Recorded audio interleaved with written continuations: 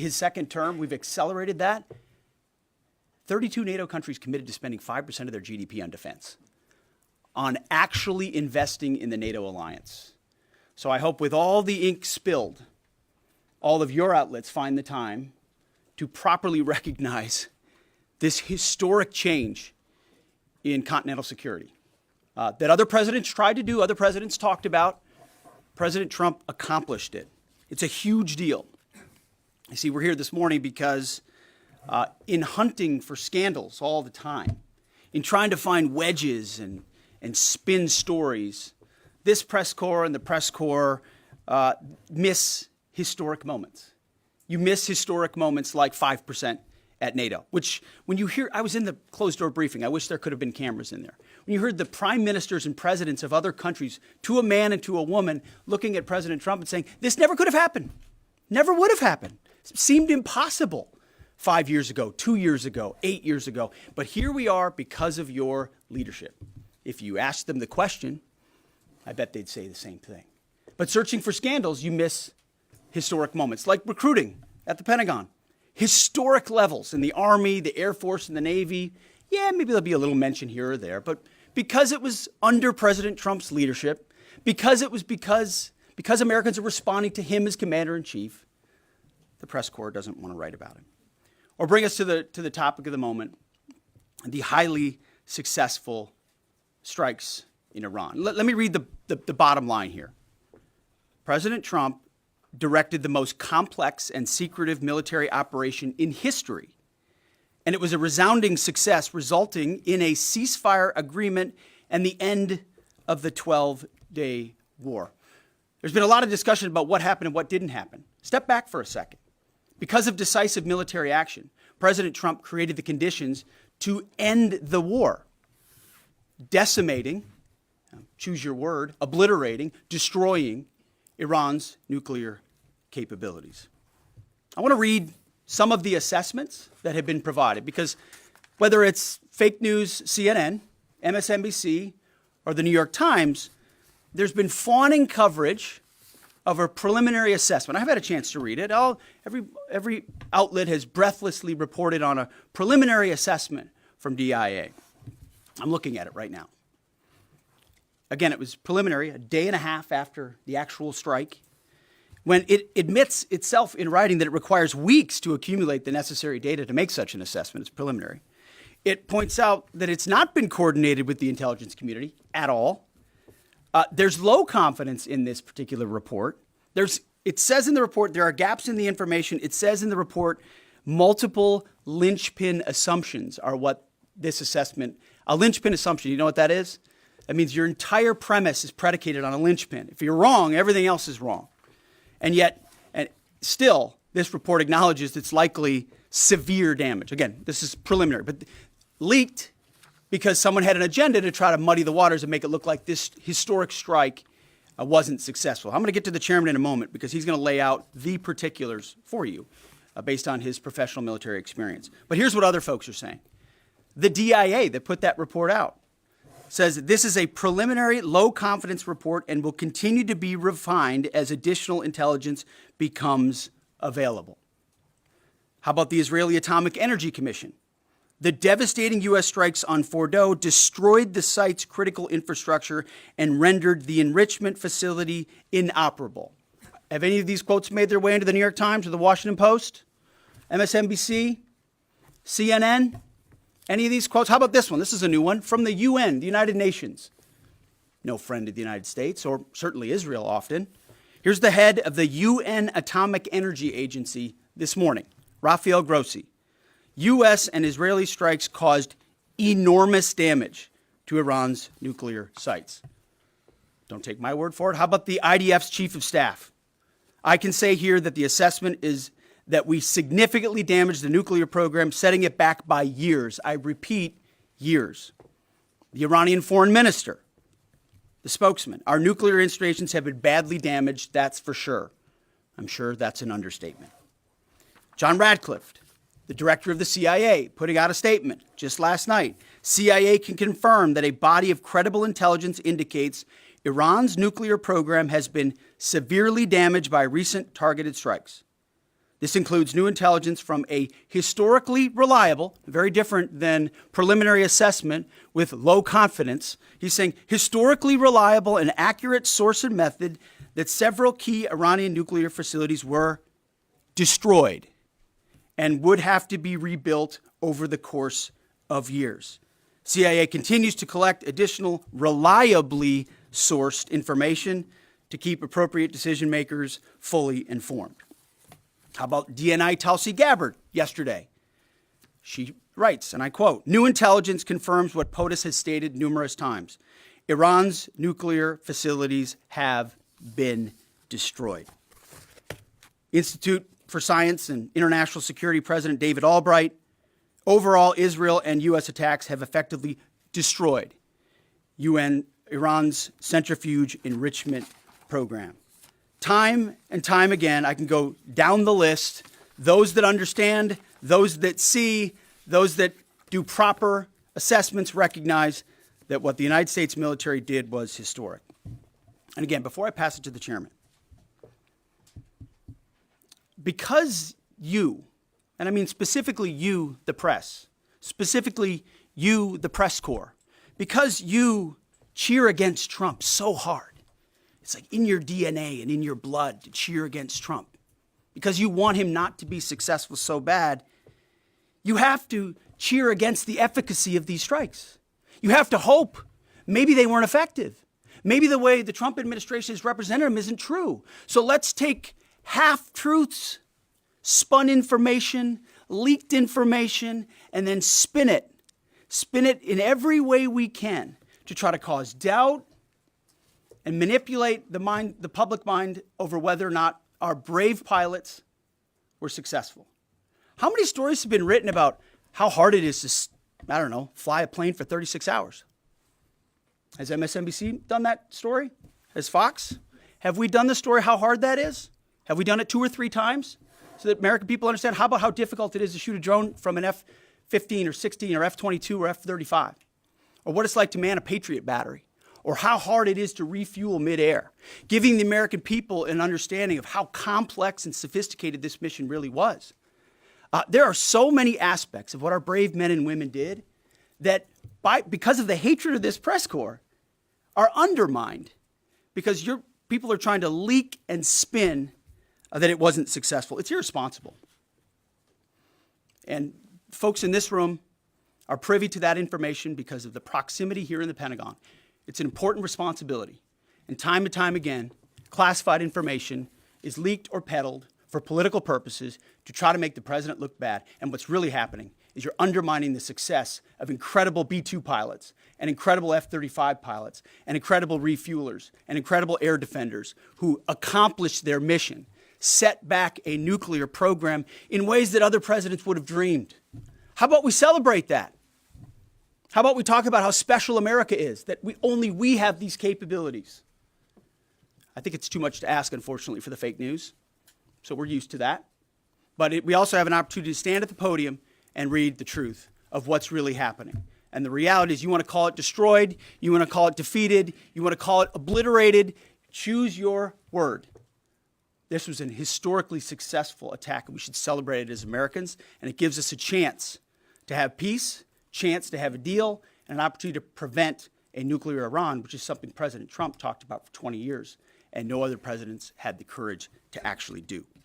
So with that, I want to hand it over to the chairman of the Joint Chiefs. They've done technical analysis on this, not just on the strike, but also on our Patriot defenders, on al-Udeid. And Mr. Chairman, I'll hand it over to you. Good morning. Thank you, Mr. Secretary, and good morning, and all of you. Thank you for being here. As a follow-up to my comments on Sunday's press conference, I wanted to give you a few updates this morning on something I'm honored to do as a chairman, and that's a chance to get to talk about some of our service members and the incredible things that they do on behalf of our nation. And I apologize ahead of time for the length and the detail. Today I'm going to brief you on a couple things. First, I'm going to talk about our air defenders at Al Udeid in Qatar and their actions on Monday. Then I'm going to walk you through a little bit about the academics that went into the attack against Fordo, the massive ordnance penetrator weapon, and we're going to show a video that highlights the effects that weapon has. Of course, nobody was down inside the target, so we don't have video from the target. First, on Monday, as the president has stated, on Monday morning we began to receive indications and warnings that Iran intended to attack U.S. bases in the region. That morning, building on the work that CENTCOM Commander Eric Kurilla had done, and on the orders of the president, at Al Udeid Air Base in Qatar and around the region, we assumed a minimum force posture. Most folks had moved off the base to extend the security perimeter out away from what we assessed might be a target zone, except for a very few Army soldiers at Al Udeid.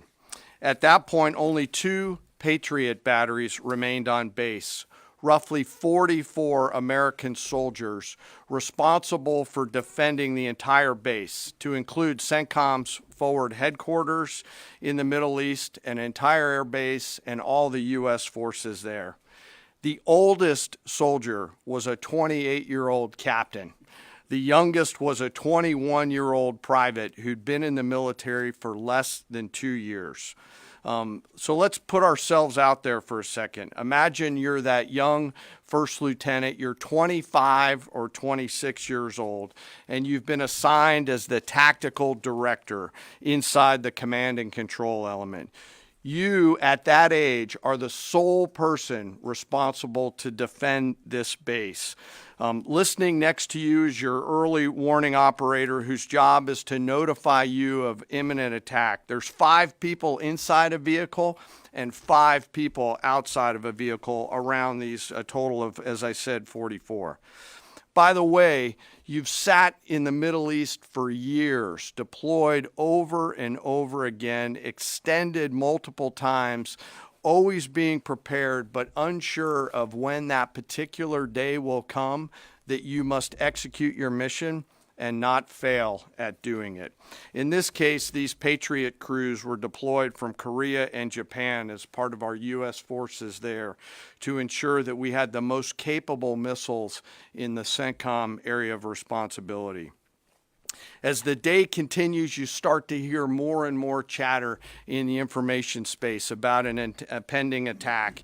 And as the sun starts to set in the west, you get orders from your higher headquarters to make sure that your missile batteries are pointed to the north. There are just a few other teammates. It's hot, you're getting nervous, and you expect an attack. Outside of those Patriot vehicles, your hot crew, which is 1 NCO and 4 additional soldiers, turns a key and relinquishes control of those missiles to that young lieutenant inside the vehicle. And you wait. You know that you're going to have approximately 2 minutes, 120 seconds to either succeed or fail.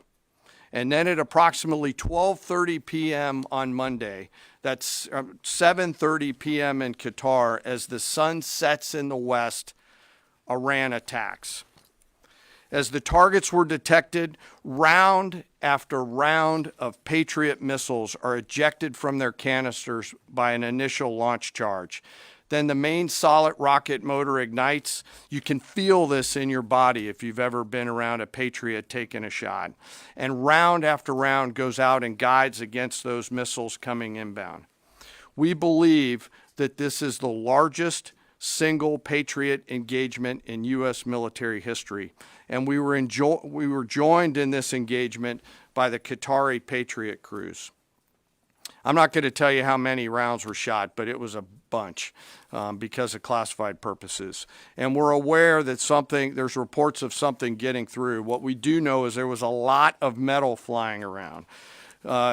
Between attacking missiles being hit by Patriots, boosters from attacking missiles being hit by Patriots, the Patriots themselves flying around, and the debris from those Patriots hitting the ground, there was a lot of metal flying around. And yet our U.S. air defenders had only seconds to make complex decisions with strategic impact. These awesome humans, along with their Qatari brothers and sisters in arms, stood between a salvo of Iranian missiles and the safety of Al Udeid. They are the unsung heroes of the 21st century United States Army. And I know a lot of you have seen the videos online and the excitement as those Patriots departed their launchers and went up and guided. This really demonstrates the combat capability and capacity of our Army air defenders. Simply stated, they absolutely crushed it. If you'd flip this over, thanks. Let me next move to a walkthrough of the GBU-57 massive ordnance penetrator weapon and share a little bit about the planners who did this and their work on the weapon. First, let me set the stage for you. There's an organization in the U.S. called the Defense Threat Reduction Agency, DTRA. DTRA does a lot of things for our nation, but DTRA is the world's leading expert on deeply buried underground targets. In 2009, a Defense Threat Reduction Agency officer was brought into a vault at an undisclosed location and briefed on something going on in Iran. For security purposes, I'm not going to share his name. He was shown some photos and some highly classified intelligence of what looked like a major construction project in the mountains of Iran. He was tasked to study this facility, work with the intelligence community to understand it, and he was soon joined by an additional teammate. For more than 15 years, this officer and his teammate lived and breathed this single target, Fordow, a critical element of Iran's covert nuclear weapons program. He studied the geology. He watched the Iranians dig it out. He watched the construction, the weather, the discard material, the geology, the construction materials, where the materials came from. He looked at the vent shaft, the exhaust shaft, the electrical systems, the environmental control systems, every nook, every crater, every piece of equipment going in and every piece of equipment going out. They literally dreamed about this target at night when they slept. They thought about it driving back and forth to work, and they knew from the very first days what this was for. You do not build a multi-layered underground bunker complex with centrifuges and other equipment in a mountain for any peaceful purpose. They weren't able to discuss this with their family, their wives, their kids, their friends, but they just kept grinding it out. And along the way, they realized we did not have a weapon that could adequately strike and kill this target. So they began a journey to work with industry and other tacticians to develop the GBU-57. They tested it over and over again, tried different options, tried more after that. They accomplished hundreds of test shots and dropped many full-scale weapons against extremely realistic targets for a single purpose: kill this target at the time and place of our nation's choosing. And then, on a day in June of 2025, more than 15 years after they started their life's work, the phone rang and the President of the United States ordered the B-2 force that you've supported to go strike and kill this target. Yesterday, I had the incredible honor and privilege of spending time with these two Defense Threat Reduction Agency officers who've given so much.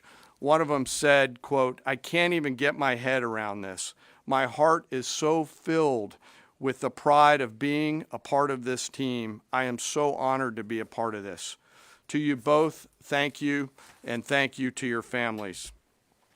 Operation Midnight Hammer was the culmination of those 15 years of incredible work. The air crews, the tanker crews, the weapons crews that built the weapons, the load crews that loaded it. Before I run through this video today, I want to talk a little bit about weaponeering and what goes into an attack. Weaponeering is the science of evaluating a target. I mentioned all of those factors before that these two DTRA officers had thought about.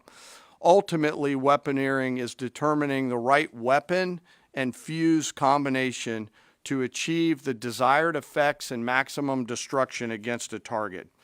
In the case of Fordow, the DTRA team understood with a high degree of confidence the elements of the target required to kill its functions, and the weapons were designed, planned, and delivered to ensure that they achieve the effects in the mission space.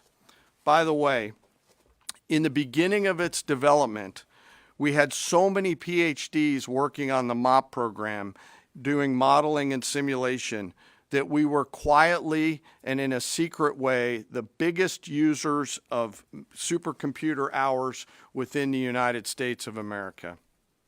So let me talk about the graphic a little bit. And the GBU-57, which all of you I know is a 30,000 pound weapon dropped only by the B-2. It's comprised of steel, explosive, and a fuse, programmed bespokely, each weapon to achieve a particular effect inside the target. Each weapon had a unique desired impact angle, arrival, final heading, and a fuse setting. The fuse is effectively what tells the bomb when to function. A longer delay in a fuse, the deeper the weapon will penetrate and drive into the target. So on Fordo, in June of 2008, you can see these three holes. Depicted here is the main exhaust shaft with 2 additional ventilation shafts on either side. The United States decided to strike these 2 ventilation shafts, seen here on the main graphic, as the primary point of entry into the mission space. In the days preceding the attack against Fordo, the Iranians attempted to cover the shafts with concrete to try to prevent an attack. I won't share the specific dimensions of the concrete cap, but you should know that we know what the dimensions of those concrete caps were. The planners had to account for this. They accounted for everything. The cap was forcibly removed by the first weapon, and the main shaft was uncovered. Weapons 2, 3, 4, 5 were tasked to enter the main shaft, move down into the complex at greater than 1,000 feet per second, and explode in the mission space. Weapon number 6 was designed on each side, so there were 6 on each side. Weapons number 6 was designed as a flex weapon to allow us to cover if one of the preceding jets or one of the preceding weapons did not work. The video I'm about to show you is a culmination of over 15 years of development and testing. As I said, hundreds of test shots on various models. This is one weapon. So if you take a view of this as 5 additionals, you'll get a sense of what this looks like. Hopefully you can see it and there's not too much reflection. Tom runs our videos out there. We'll run it at full speed so you can see it and then go back through it. Go ahead, Tom.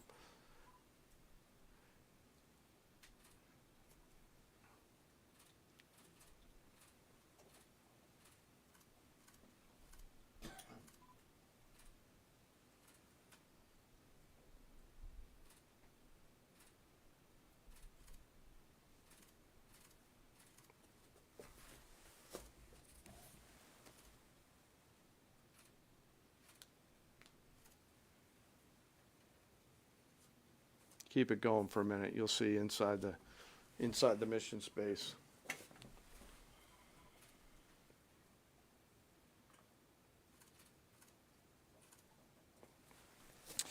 Unlike a normal surface bomb, you won't see an impact crater because they're designed to deeply bury and then function. I know there's been a lot of questions about that.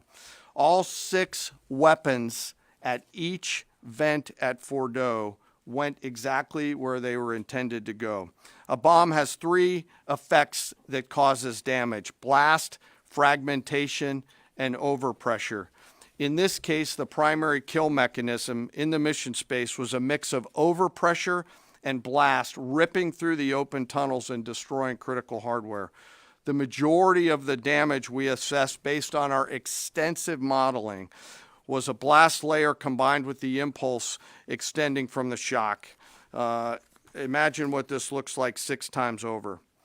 A point that I want to make here: the joint force does not do BDA. By design, we don't grade our own homework. The intelligence community does. But here's what we know following the attacks and the strikes on Fordo. First, that the weapons were built, tested, and loaded properly. 2, the weapons were released on speed and on parameters. 3, the weapons all guided to their intended targets and to their intended aim points. 4, the weapons functioned as designed, meaning they exploded. And we know this through other means, intelligence means that we have that were visibly, we were visibly able to see them. And we know that the trailing jets saw the first weapons function, and the pilots stated, quote, "This was the brightest explosion that I've ever seen. It literally looked like daylight." Let me now turn to the bomber crews themselves, give you a few details about them. The crews that attacked Fordo were from the active duty Air Force and the Missouri Air National Guard. The crews ranked from captain to colonel, and most were graduates of the Air Force Weapons School headquartered at Nellis Air Force Base in Nevada. I will state for the record that there is no beach volleyball or football at the Air Force Weapons School. There were male and female aviators on this mission, and a crew member told me when I talked to them on video the other day that this felt like the Super Bowl, the thousands of scientists, airmen, and maintainers all coming together. One last story about people. When the crews went to work on Friday, they kissed their loved ones goodbye, not knowing when or if they'd be home. Late on Saturday night, their families became aware of what was happening. And on Sunday, when those jets returned from Whiteman, their families were there. Flags flying and tears flowing. I have chills literally talking about this. The jets rejoined into a formation of 4 airplanes followed by a formation of 3 and came up overhead Whiteman proudly in the traffic pattern, pitching out to land right over the base and landing to the incredible cheers of their families who sacrifice and serve right alongside their family members. Like I said, there were a lot of flags and a lot of tears. One commander told me this is a moment in the lives of our families that they will never forget. That, my friends, is what America's Joint Force does. We think, we develop, we train, we rehearse, we test, we evaluate every single day. And when the call comes to deliver, we do so. I could not be more proud standing up here today of our Joint Force. I'm filled with gratitude that I get to tell their story. And as we stand here right now, our forces remain on a high state of readiness in the region, prepared to defend themselves. And one last thing, our adversaries around the world should know that there are other DTRA team members out there studying targets for the same amount of time, and will continue to do so. Thank you very much. I apologize for the length. I look forward to your questions. Thank you, Mr. Chairman. I would just thank you, by the way, for that extensive work, the lay down. I mean, even, do you have that laser pointer? Okay. Yes, sir. Thank you, squaring me away as always. I mean, even in just the public reporting, if you see the post-strike shaft of the 3 holes, the vast majority, and fairly so, the vast majority of speculation has been, those are the 3 strike points. When in actuality, what you realize is these are the vents, these are the caps, the first munition took the cap off, and the other 5 went down the center hole, which if you're planning the target, you would want it to be the direct one going to the bottom. These are the types of things that go into the planning for a strike that the Pentagon would not expect the press corps, the American people, to initially understand. So laying this information out is helpful. But it's also why we ask for a beat, for a moment, for a day or 2, the opportunity to tell that story, because as the chairman said, these men and women that did this mission, they just want to do their job. They're not expecting their story to be told. They're not expecting the glory. They are grateful for the flags and the hugs of family. That's why they do the job. But they also know they were a part of something historic. We know how historic it was. The chairman does. I know. Our staffs know. And so that's why we are, and the President of the United States knows. And that's why it's almost personal when we see the way in which leaks are used to try to disparage the outcome or muddy the waters about the impact of what happened without being responsible with information and allowing the professionals to assess and provide that information just like the chairman did. So thank you, Mr. Chairman, for that information. And we welcome a few additional questions. Yes, sir. General, on Sunday you said final battle damage will take some time. And you also said, I think BDA is still pending, and it would be way too early for me to comment on what may or may not still be there at the nuclear facility. So that was just over 3 days ago. So what has changed? Would you use the term obliterated as well? Sure, like I said, we don't do BDA. I'll refer that to the intelligence community, and You're talking with them. I mean, what changed in the past 3 days that make you so, sir, I think I Sir? said, I mean, I think I explained what changed. There was a great deal of irresponsible reporting based on leaks, preliminary information in low confidence. Again, when someone leaks something, they do it with an agenda.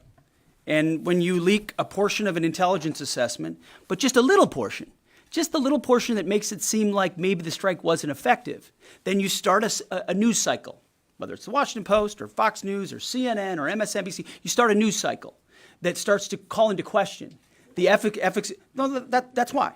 So you bring the chairman here, who's not involved in politics. He didn't do politics. That's my lane to understand and translate and talk about those types of things. So I can use the word obliterated. He could use defeat, destroyed, assess, all of those things. But ultimately, we're here to clarify what these weapons are capable of, which anyone with, two eyes, some ears, and a brain can recognize that kind of firepower with that specificity at that location and others is going to have a devastating effect. So we all recognize there will be days and weeks ahead. That's why yesterday I said, if you want to know what's going on at Fort O, you better go there and get a big shovel, because no one's under there right now. No one's under there able to assess, and everyone's using reflections of what they see. And that's why the Israelis, the Iranians, the IAEA, the UN, to a man and to a woman who recognize the capability of this weapon system are acknowledging how destructive it's been. So that's what's changed. Just 3 or 4 days later. What See, changed? this is a point. This is how difficult it is to actually manage. You just watched a video of what this weapon is capable of. That's where we find our confidence, is in the skill of men and women and the capability of the systems they employed and the recognition so far in the reflections that it was a highly successful mission. sir, I think you could, I'd say go out, the IC should be able to help you answer that question. They look at a variety, as the Secretary has alluded to, we look at a variety of things. I don't do that, they do. All different sources of intel, which I'd refer you to them to get clarity on the end state. So again, I go back to the IC, whether it's Director Radcliffe or ODNI Gabbard. I read the statements at the beginning. They're the ones aggregating the intelligence, and they're saying nuclear facilities were destroyed and would have to be rebuilt over a number of years. Facilities were destroyed. What do we got right here?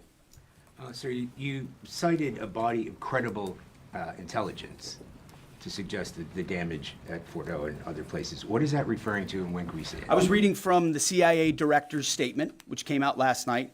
CIA, again, they do the BDA, they do the assessment. CIA can confirm that a body of credible intelligence indicates, it also goes on to say, new intelligence from historically reliable and accurate sources and methods. Now, you can imagine, the CIA director is going to be very careful about how he articulates things of that sensitivity. Classified, secret, top secret, compartmentalized. He's going to know things that you're not going to know, that the press isn't going to know, and he's reflecting that the sources he's seeing are highly credible. They've given credible intelligence. They or those processes have given credible intelligence in the past, and that's what he's basing it on. Don't you think we need to see that? Do you have a top secret clearance, sir? Eventually, Okay. the American public wants Yes, to see sir. it. Yes. Yeah, you. I wanted to ask briefly just No, not you. Checkered shirt. Oh, so Mike Glenn with the Washington Times. Yes, sir. Thanks, sir. Anybody who's ever read a Battalion S2 report after a fight knows that it's usually, the initial report is usually wrong, sometimes grossly so. Has what happened in this incident caused you all to sort of rethink the intelligence process or the dissemination, or do you think it's just a matter, if the process itself doesn't require any more adjustment? Well, I can tell you what the chairman told me in the Situation Room and reminded us all, which is alongside what you just said, sir, is that the first reports are almost always wrong. They're almost always incomplete, right? Anything, whether it's a squad level operation or a strategic level operation, the initial reflections you get are coming at you at a high rate of speed from a lot of different sources. So your job is to step back and assess them. And that's why we're urging caution about premising entire stories on biased leaks to biased publications trying to make something look bad. How about we take a beat, recognize first the success of our warriors, hold them up, tell their stories, celebrate that, wave an American flag, be proud of what we accomplished. And in the meantime, I can assure you, the chairman and his staff, the intelligence community, our staff and others are doing all the assessments necessary to make sure that mission was indeed successful. Yes, right there. Sir, thank you, Mr. Secretary. Iran has recognized that their nuclear program was indeed severely damaged, but they also said that the U.S. strikes only strengthened their ability and their determination to complete their nuclear program. How do you respond to that, sir? Is that a provocation from Iran? Well, I would say Iran's going to have to say a lot of things right now in order to bolster their image, especially internally. You know, in the media, there's a lot of things they'll say for domestic consumption. But we're watching very closely what they do. Again, that's the intel community. Our job as the chairman, the chairman laid it out so beautifully. Our job is to be prepared. And how proud are you? How proud am I? I didn't know the full story of those men and women 15 years ago who've been pointing at that target. That makes me proud to be an American. That's an awesome story. I hope we can tell more aspects of that in an unclassified way in the future. That's a great thing to know. Our job is to be prepared when the commander-in-chief calls based on those assessments. So, of course, our IC, the Intelligence Committee, will keep watching what Iran does and pay attention to that. But the president has created the contours, the opportunity for a deal, for peace, in something that the world said was intractable, that wasn't possible. And we got that peace, that ceasefire, that option, because of strength, because of his willingness to use American military might that no one else on the planet can do with the kind of planners and operators that the chairman just laid out. Yes, sir. Right there. Yep. Me, sir? Just a quick question. There's public imagery available saying that highly enriched uranium was moved out of Fordo before the strikes. Is that accurate? Have you seen that? And Mr. Chairman, a question for you. Have you been pressured to change your assessment or give a more rosy intelligence assessment to us by any political factors, whether it's the president or the secretary? And if you were, would you do that? Yeah, well, that one's easy. No. No, I have not, and no, I would not. My job as the chairman is to offer a range of options to the president and the National Command Authority to deliver the risks associated with each of those, and then take the orders of the National Command Authority and go execute them. I've never been pressured by the president or the secretary to do anything other than tell them exactly what I'm thinking, and that's exactly what I've done. And the highly enriched uranium? There's nothing that I've seen that suggests that we didn't hit exactly what we wanted to hit in those locations. That's not the question, though. It's about highly enriched uranium. Do you have certainty that all the highly enriched uranium was inside the Fordo mountain, or some of it, because there were satellite photos that showed more than a dozen trucks there 2 days in advance? Are you certain none of that highly enriched uranium was moved? Of course, we're watching every single aspect, but Jennifer, you've been about the worst, the one who misrepresents the most intentionally what the president says. I'm familiar. I report about the ventilation shafts on Saturday night, and in fact, I was the first to describe the B-2 bombers, the refueling, the entire mission with great accuracy. So I take issue with that. I appreciate you acknowledging that this was the first the most successful mission based on operational security that this department has done since you've been here, and I appreciate that. So we're looking at all aspects of intelligence and making sure we have a sense of what was where. Why not acknowledge the female pilots that also participated in this mission? The early messages that you sent out only congratulated the boys. So when I say something like our boys and bombers, see, this is the kind of thing the press does, right? Of course, the chairman mentioned a female bomber pilot. That's fantastic. She's fantastic. She's a hero. I want more female bomber pilots. I hope the men and women of our country sign up to do such brave and audacious things. But when you spin it as, because I say our boys and bombers, as a common phrase. I'll keep saying things like that, whether they're men or women. Very proud of that female pilot, just like I'm very proud of those male pilots. And I don't care if it's a male or a female in that cockpit, and the American people don't care. But it's the obsession with race and gender in this department that's changed priorities. We don't do that anymore. We don't play your little games. Yes, So you right know there. for certain that the uranium was removed from the facility before the B-2 struck? So I'm not aware of any intelligence that I've reviewed that says things were not where they were supposed to be, moved or otherwise. Yes. Kelly Meyer with News Nation, and just off the top, want to say we're grateful for the service of these pilots and everybody that serves. I wanted to ask you, the CIA statement said, when possible, they will provide updates and information to the public for transparency, and I believe that's what we're looking for here. Do you commit to share the Defense Intelligence Agency report when it is ready, so the American people can understand more about the intelligence assessment? Well, actually, the report that was discussed, this preliminary report, was what's called a restrike report. So it comes to us to give us an assessment whether a target would need to be restruck, right? That's the reason why. So it's based on internal feedback loop that we're supposed to have access to. Unfortunately, someone took advantage of that. But whatever is supposed to be made public will be, but whatever has to stay sensitive Sir, will be can as I well. just jump in? You know, one of the things that I'm trying to do through this journey that we're on together, of course, transparency, but also the requirement to really protect these capabilities. I guess the time's up. So there's a balance in there, right?